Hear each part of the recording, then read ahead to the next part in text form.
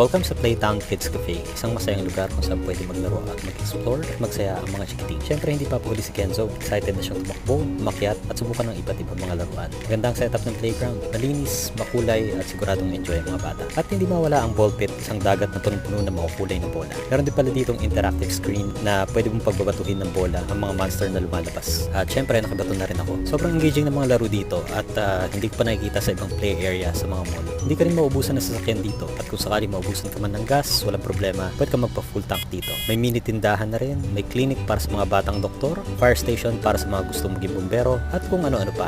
Meron ding mini sand area, pero imbis na buhangin, para mga beats ang laman, kaya medyo masakit lang apak, pero interesting pa rin laruin. At syempre, walang tatalo sa slide, ito pa rin ang pinaka-the best at pinaka-paborito ng lahat, at lalo na ng anak kong si Kenzo. Walang sawang pag-akyat baba, parang walang kapaguran. Para sa mga magulang, perfect din itong spot para makapag-relax habang nagkakape, habang naglalaro mga bata sa ligtas na indoor playground.